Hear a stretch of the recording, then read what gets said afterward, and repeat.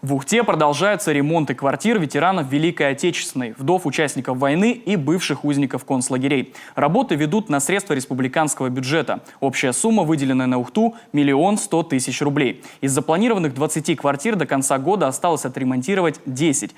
Так, на этой неделе стартовал ремонт в квартире узницы концлагеря Марии Иваненко. Когда его закончат, узнала Виктория Науменко.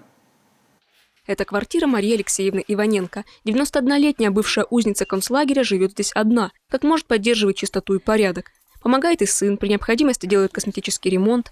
Но вот в последние 1,5 года соседи сверху стали топить. На потолке и стенах в ванной и прихожей появились желтые разводы. Полы вздулись. Поэтому ремонт при поддержке организации ветеранов стал настоящей удачей.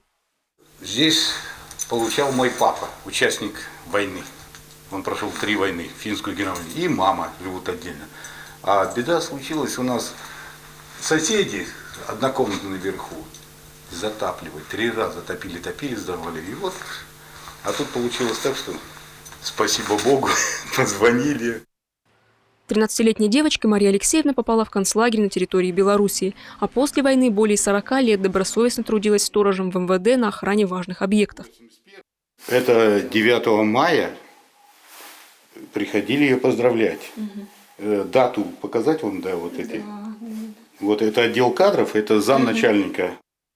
В этом доме женщина живет с самого строительства, с начала 90-х. Словом, человек Мария Алексеевна основательный, к переменам отнеслась настороженно, рассказывает сын. На время ремонта он перевез мать к себе. Но, конечно, оказанное внимание ее порадовало.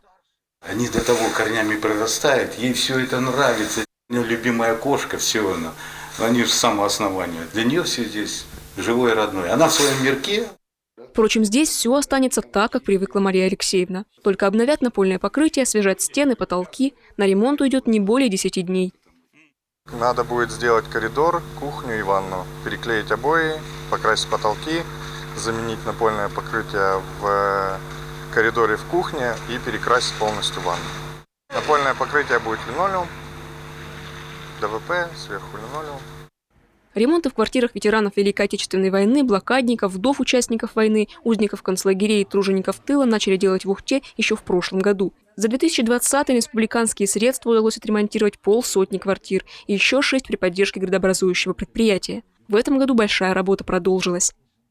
Мы пишем заявку, отправляем в республику, в Министерство труда, социальной защиты, да. Вот, и они уже смотрят категории, там, потому что кто-то у нас отселся, кто-то вот добавился. В следующем году ремонты планируют продолжать. По словам руководителя Совета ветеранов, сейчас обсуждается возможность включить в списки еще одну категорию – детей войны. Виктория Науменко, Павел Лагутин, телеканал Юрган, Ухта.